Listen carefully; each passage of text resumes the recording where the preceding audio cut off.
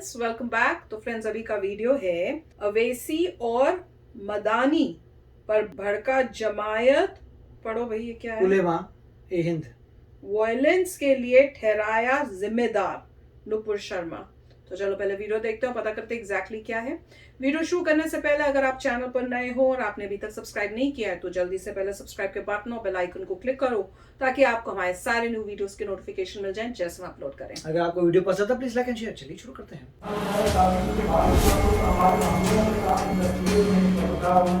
बहुत जल्द एक फतवा हिंदुस्तान के उलमा इकराम के जरिए जारी करेंगे जो हिंसा के विरुद्ध होगा, ताकि इस तरीके की हिंसा को मुल्क की वो नस्ल जो आने वाली नस्ल है वो इसे जायज़ समझ के सड़कों पर कूद कर अपने देश की पुलिस से, प्रशासन से, अपने भाइयों से लड़ना शुरू कर देती है और इसका फ़ायदा हमारे वो गिदड़ उठाते हैं कि जो 70 सालों से मुसलमानों के बीच में छुपे हुए हैं। हालात कुछ इस तरह से बना दिए गए कि हमें आपस में एक दूसरे से तोड़ने की साजिशें की जा रही हैं। किसी भी किस्म की हिंसा गैर इस्लामी है और इस्लाम, कुरान, हदीस, हमारे नबी की तालीमात हिंसा के ख़िलाफ़ हैं। हमने 1000 से ज़्यादा उलमा इकराम के दस्तखत भी करवाए हैं और पूरे मुल्क से इमामों के, उलमा के दस्तखत दिल्ली आने वाले हैं और उनको भी जारी किया जाएगा। हर किस्म की हिंसा का हम विरोध करेंगे और पूरे तरीके से करेंगे, चाहे वो इंटरनल हो चाहे वो एक्सटर्नल हो। गुड। 1000 से उलमा इकराम जो ये फतवा जारी करेंगे। भारतीय जनता पार्टी की राष्ट्रीय प्रवक्ता को पार्टी ने डिसिप्लिन छिपने की वजह से, पार्टी की मूल धारा से हटकर बात कहने की वजह से पार्टी से निष्कासित कर दिया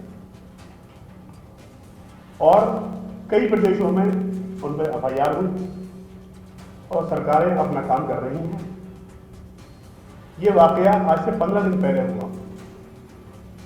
27 तारीख को जुमा आता है, पूरे देश में खामोशी है। 3 तारीख को फिर जुमा आया, फिर पूरे देश में खामोशी रहती है। मगर अचानक 15 दिन के बाद 10 जून को पूरे देश में एक ही अंदाज के पोस्टर, एक ही अंदाज के पंपलेट, एक ही अंदाज की लीड और एक ही अंदाज का धरना प्रदर्शन, उग्र प्रदर्शन शुरू हो गया। प्लान्ड। ये 15 दिन के बाद प्लान हो रही थी ना तब तक जाना किसी एजेंडे का, बिल्कुल किसी खुफिया एजेंडे का हिस्सा लगता है।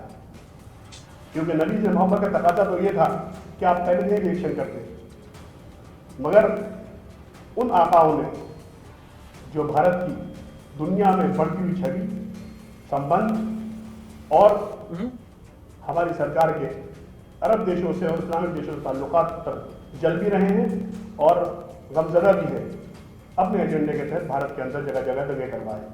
उन दंगों को लीड करने के लिए जो तंजीमें उनको भड़का रही थी, मदनी जैसे लोग जो कह रहे थे हिंदू देश छोड़ के चले जाओ, मदनी जैसे लोग जो घड़ियाली आंसू बहा रहे थे, ओवैसी जैसे लोग जो सर में सफेद कपड़ा बांध के घूम रहे थे, वो कानपुर के इमाम जो कह रहे थे कफन बांध के हम निकलेंगे और कफन बांध के हम जो है देश की ईंट बजा देंगे, हम गर्दनें काट देंगे और रसूल के गुस्ताखी एक ही सजा, सरतन से जुदा, सरतन से जुदा, वो सारे के सारे गायब हो गए और 20-20 साल के बच्चों को सड़कों में छोड़ दिया इन्होंने सरकार से लड़ने के लिए, पुलिस से लड़ने के लिए और सिस्टम से लड़ने के लिए।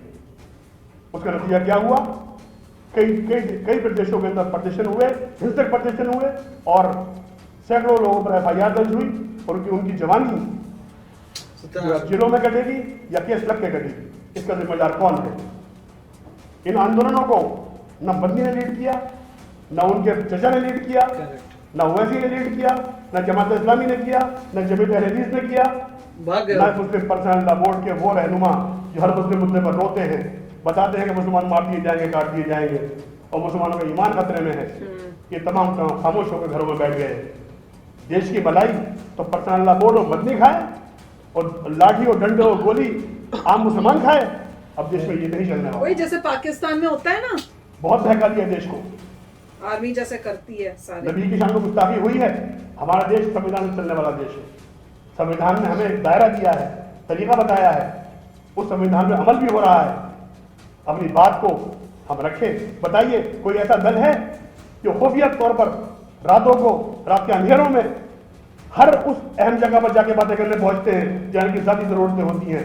ऐसे मुद्दों पर प्राइम मिनिस्टर से, मुख्यमंत्रियों से और जिम्मेदार लोगों को सरकार के होम मिनिस्टर तक कोई मिला?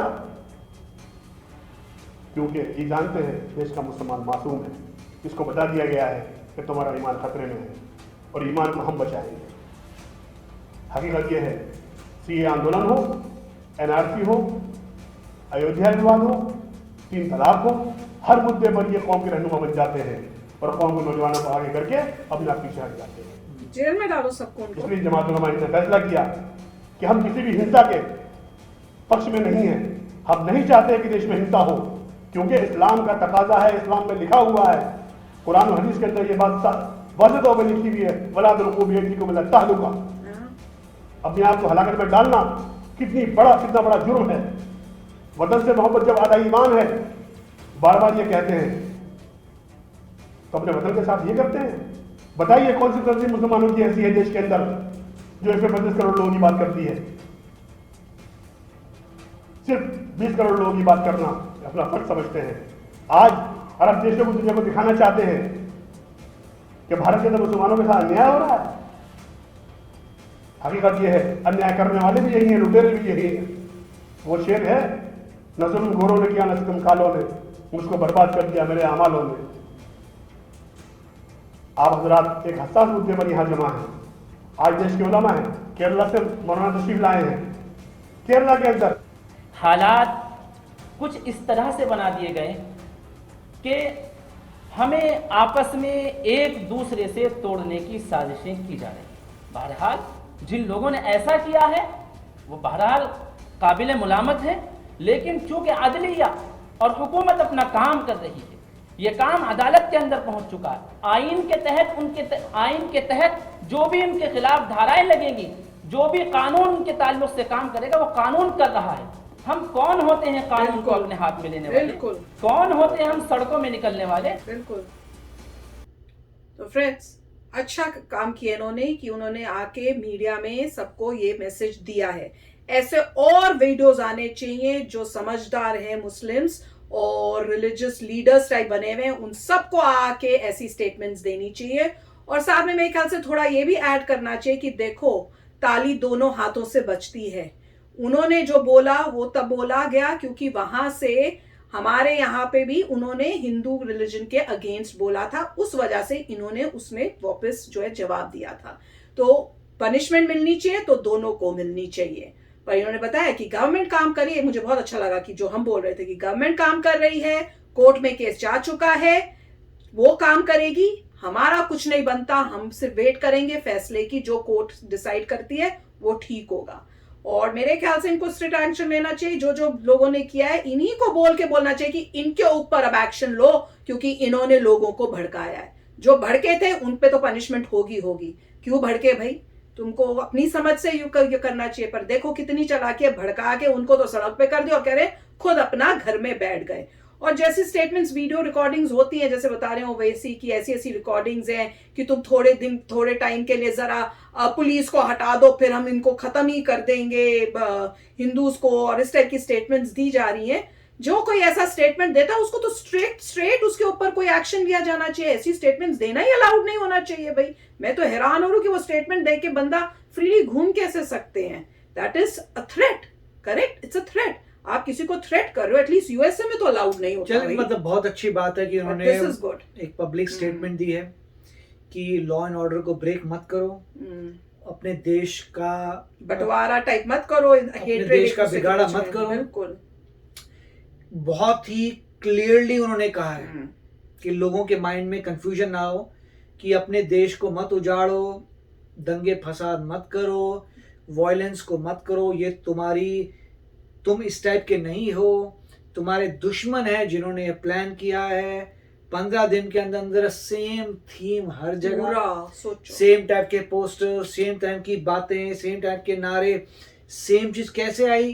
किसी ना किसी ने पूरा ये प्लान किया है।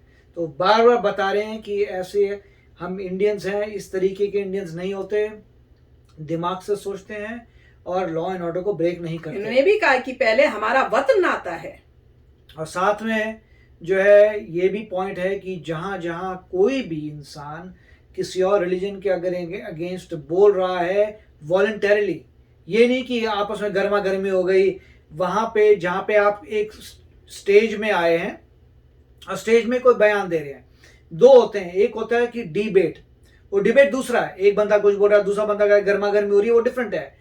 जहां पे एक स्टेज रखा गया, स्टेज में एक बंदा आएगा, स्पीच दे रहा है, स्पीच, भाषण, एक बंदा आया, वो किसी से डिबेट नहीं कर रहा, अपने थॉट को बोल रहा है, और वो उस वक्त अगर किसी और रिलीजन की डिसरिस्पेक्ट कर रहा है, तब उसके अगेंस्ट कोई केस होना चाहिए, बोलना चाहिए देखो तुम दूसरे रिलीजन की ऐसे डिसरिस्पेक्ट नहीं कर सकते। बिल्कुल।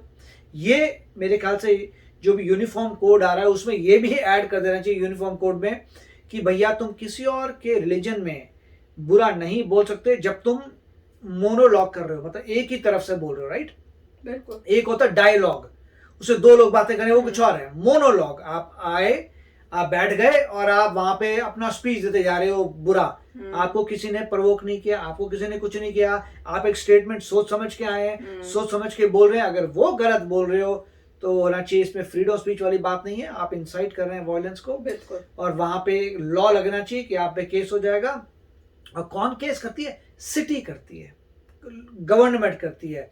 कौन केस करता है? जो भी उस सिटी में जो भी हेड है, जो भी उसका डिस्ट्रिक्ट अटॉर्नी, जो भी इंडिया का इक्विवेलेंट है जो बैठा होता है लीगल, वो केस करेगा in behalf of the city against this person की हमारी सिटी में तुम गलत कार्य करो, सिटी तुम्हें सू करती है, तुम्हारे अगेंस्ट सिटी लड़ेगी क्योंकि तुम सिटी का लॉस कर रहे हो। बिल्कुल। काफी अच्छा वीडियो था। यस फ्रेंड्स, आप भी शेयर करना अपने थॉट्स एंड आई होप ऐसे और वीडियोस आए, ऐसे ऑल जो लीडर्स हैं, रिलीजियस लीडर्स, वो खड़े होके इन चीजों को कंडेम करें और पिन पॉइंट करके बताएं कि ये जैसे बता रहे हैं कि ओवैसी हैं, ये हैं, इन लोगों ने भड़काया है और इनके ऊपर एक्शन लिया जाना चाहिए।